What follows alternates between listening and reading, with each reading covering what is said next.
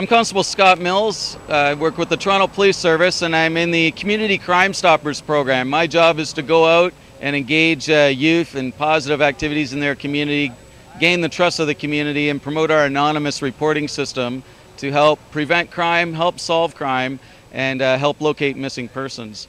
And I've got invited and down here today to Dupont Street and Spadina Road for a mural unveiling, which is behind us here, of a program called the ARTERY at the Christie Ossington Neighborhood Center, which celebrates positive street art, young people working together with adults, including property owners, to do beautiful art murals on the back. Celebrate the good work of the artists and act as a deterrence to vandalism graffiti.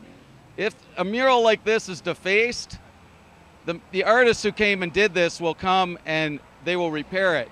There's a relationship formed between the artist and the property owner, and the best part about it is most of these artists have the respect of the other artists on the street, and their mural won't be tagged in the first place. So it's a win-win situation, and I call it graffiti as a community building strategy, and it's an honor for a police officer and a police officer working in the Community Crime Stoppers program to receive invitations to come to events like this and to promote other upcoming events, such as the event that we've got coming up about the storefront.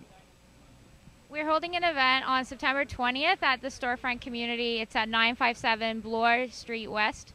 And we're inviting experts in the field, and experts are youth here who do the artwork. We have police officers working on the issue and doing positive things in the community.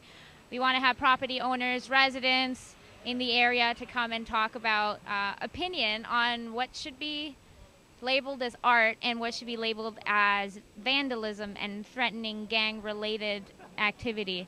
So, Scott, I just want to ask you, is there a type of graffiti that should be erased in the city, in the urban landscape? Is there a type that is more related to gangs and gets people to be...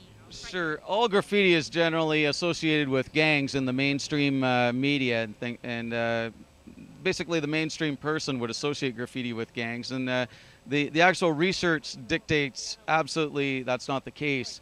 In Toronto here, the research has indicated that less than 5% of all graffiti is gang related. So if you see gang related graffiti, generally it's not a shining example of artwork like we have behind us, and it'll say something to the effect representing somebody's gang. It will be poorly done and it will look like vandalism. That's the type of stuff that should be removed immediately.